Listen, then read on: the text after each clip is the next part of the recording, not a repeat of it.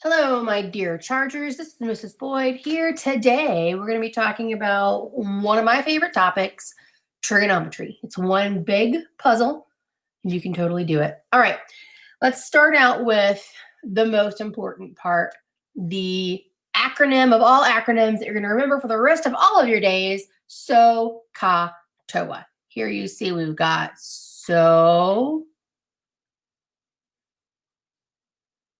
And here we have the ka. And here's the toa. So stands for sine equals opposite over hypotenuse. I'm going to just write hype. So sine, which will be sin on your calculator, and when we write it from now on, is opposite over hypotenuse. Ka stands for cosine, or COS. It's really COSINE, equals adjacent over hypotenuse.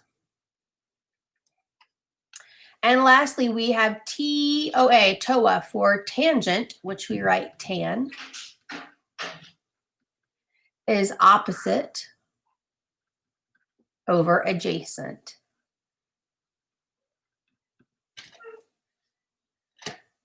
So just like when we talked about special right triangles, we talked a lot about relationships between angles and sides and ratios. That is all trigonometry is, relationships between angles and sides put into ratios. So we're going to look first at sine. Sine, if we look at this triangle, this ABC triangle, the capital letters are going to be the vertices, the angle measures. And that means we can make the opposite sides from them lowercase letters. So if angle A is here, the side that corresponds with angle A is the one across from it, or this guy right here. So that's side A, lowercase letters. If angle B is here, side B is across from that, which is right here, lowercase b. And if angle C is here, the right angle, that means the hypotenuse is right across from that, or side C. We saw in the ratio in the acronym above that sine is opposite over hypotenuse. So if we want the sine of angle A, it's going to be sides of angles that we're using. That's going to be opposite. The side opposite angle A is side A. The hypotenuse is side C. So if we want the sine of angle A, we use A over C.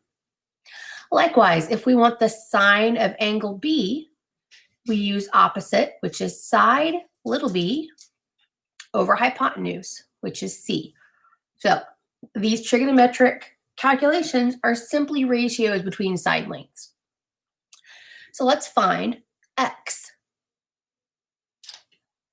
We want to round to the nearest hundredth. Now that we know these ratios, we can use that to find anything we want. So this sine, we want to find x. Well, x is the, sorry, the dog wants to play. X is the side length. So we know our angle measure. So we'll do the sine. Hold on. All right, crisis averted. So the sine of 37, that's the angle measure. We're given the angle measure this time, equals opposite over hypotenuse. So opposite is x, and the hypotenuse is 18. So if we want to find x, we can multiply both sides by 18. And those on the right will cancel. And we've got 18 times the sine of 37 equals x. We put that on our calculator, 18 times sine of 37. And that should give you that x equals about 10.8. And it would be in units since it's the length, the side length. All right. So now we've done how to calculate the sine, how to calculate the sine when we're given a side when we're given a sine or given an angle. And now we want to know how to find the angle when we're given the side lengths. Well, if we know we want to find angle F, like here, and angle F's right here, I'm going to go ahead and call it X for now. And I have the opposite and the hypotenuse. Well, the sine of X is opposite over hypotenuse. So that means I can do the inverse sine. And this is a pure calculator function. This is nothing that we can calculate on paper. The inverse sine will give us the angle measure. So it's like the reverse. If I have all the sides and I want the angle, I do the reverse, the inverse sine. So this would be the sine of X equals opposite over hypotenuse. So in your calculator, you would do 10 divided by 23 and then inverse sine. So the measure of angle F is the inverse sine, I'm out of space, 10 over 23. There should be more parentheses over here, but I'm out of space here. Let me just scoot it over. All right, when you put that in your calculator, you should get 25.8 or so for the measure of that angle. It's all about sine. Now, cosine is next, and it's almost the same, except for we use two different angles. Now for cosine, remember this is ca. Cosine is adjacent over hypotenuse. So let's label our sides. We have angle A. That means the side corresponding with that is across from it. So that's A, little a. The same with little b and little c. So if cosine is adjacent over hypotenuse, and we want the cosine of angle A, this is angle A. Little a is opposite. Little b is right next to A and not the hypotenuse. So that means B is the adjacent. And that's just for now. Depending on what angle we're looking at, the adjacent value will change. And the hypotenuse is always going to be C. Same thing for B. Opposite is B, so adjacent is A, and hypotenuse is C. So those are the ratios that we care about. Let's again find X. We're given an angle and one side length. We need to find the other one. So if cosine is adjacent over hypotenuse, we could say the cosine of 42 is equal to adjacent, which is X, over hypotenuse, which is 15. If this is adjacent, opposite, and hypotenuse. That means I can multiply both sides by 15 and get 15 times the cosine of 42 equals X. We put all that jazz in the calculator and we have X is 11.1. And again, that's in units. All right, last part that we care about. If we're given two side lengths and no angle, we can use the inverse cosine, just like we use the inverse sine to find the measure of the angle. We want angle F, so I'm just going to call it X. So we have this cosine of X equals adjacent, which is 15, opposite, adjacent, hypotenuse. 15 over the hypotenuse, 32. That means the measure of angle F is going to be equal to the inverse cosine of 15 over 32. Put that in your calculator. The measure of angle F is equal to 62.0. Hardest part about these is getting your angle, your sides labeled correctly, and remembering the ratios is easy because of the mnemonic device. Last one, tangent, is just a little bit different, and that's only because we don't use the hypotenuse here. Let's go ahead and label our sides, A, B, and C. Again, same thing. The tangent is TOA. Tangent equals opposite over adjacent. Well, the tangent of A, opposite is little a, adjacent is little b. We're not going to use the hypotenuse. The whole problem is getting the order correct. If we're looking at angle B, opposite is B, adjacent is A. So B over A this time. Here we're given one angle on one side. We need to find the other side. So we can use the tangent of 29 equals opposite over adjacent. We multiply both sides by 10 to get x alone. And we have 10 times the tangent of 29 is x. That means that x for us is 5.54. Also, the same idea carries over here for tangent. If we have two sides and we want the angle, we can use inverse tan. We could say if we want f, the tangent of x equals opposite 6 over 25. That means the measure of angle F will be the inverse tangent of 6 over 25. We put that baby in the calculator, and the measure of angle F is 13.5. This is all you need to know to do the kind of trigonometry that we're going to be doing in the next few days. Let's do a little bit more practice before we move on.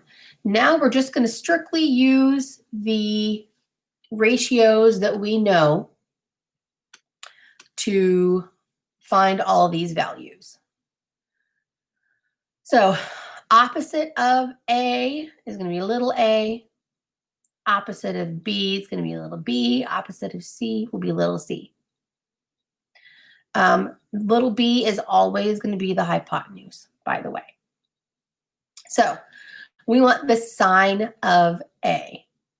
Let's put our mnemonic device here somewhere. We have so, ka, toa. Sine is opposite over hypotenuse. So if we're looking at A, we'll have opposite, adjacent, hypotenuse. So opposite over hypotenuse is going to be 12 over 13. Put that in your calculator, and we get 0.92. Now, this is not the angle measure. This is the sine of A is 0.92. This is the ratio for the trigonometric measure. This is not the measure of the angle. Cosine of A, we'll have adjacent, which is 5 over hypotenuse, which is 13. In your calculator, we get 0.38. Tangent of A, opposite over adjacent. In your calculator, that's 2.4. Now, I'm going to erase the opposite, adjacent, hypotenuse. Oh, it won't let me.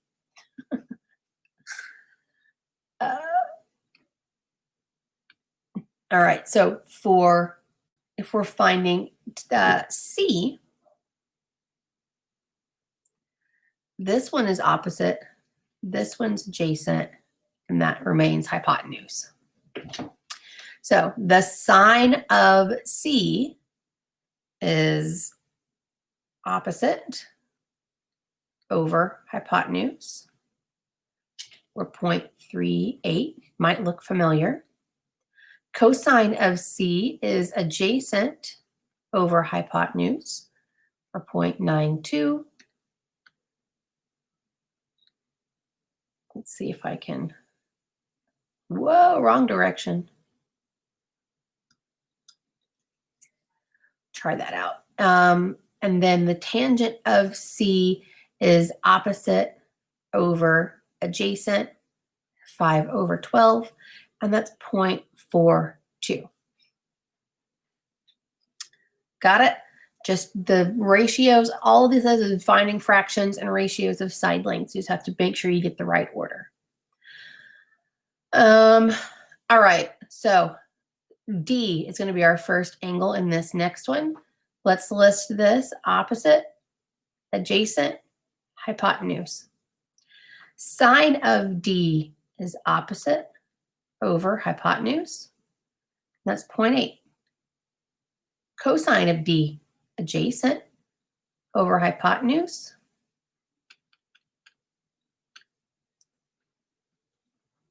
And that's 0.6. Tangent of D, opposite over adjacent.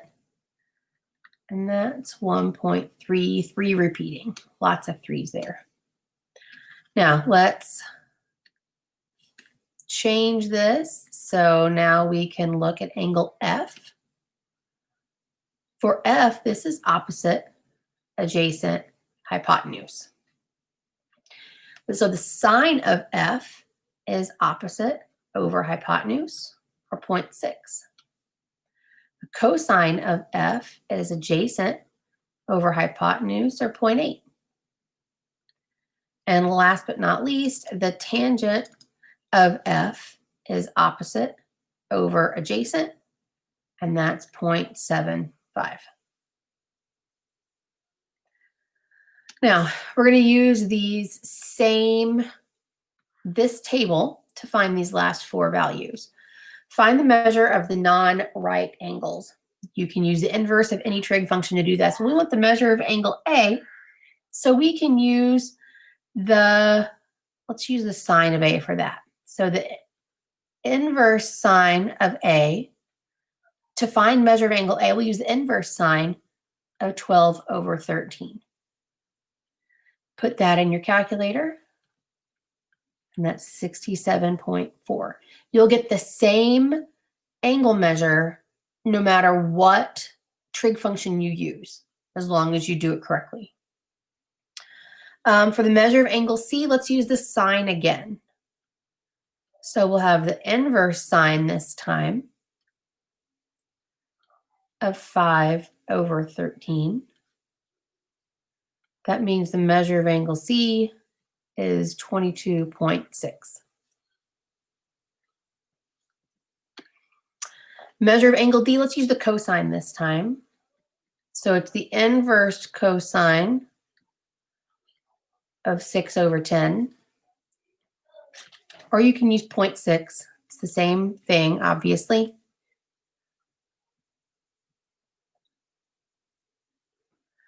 And that'll be 53.1. For F, let's use tangent. Why not? We haven't used that one yet. So we'll have the inverse tan of 6/8. That means the measure of angle F is, I'm going to put it in my calculator. Whoa.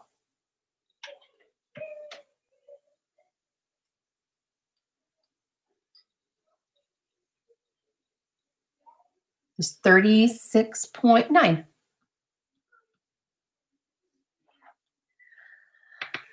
So I hope this makes all sorts of sense to you. Remember, it's just ratios. It's nothing that you can't do. I know you can do it. If you have any questions, feel free and reach out. I hope to really see you soon. Mrs. Boyd, out.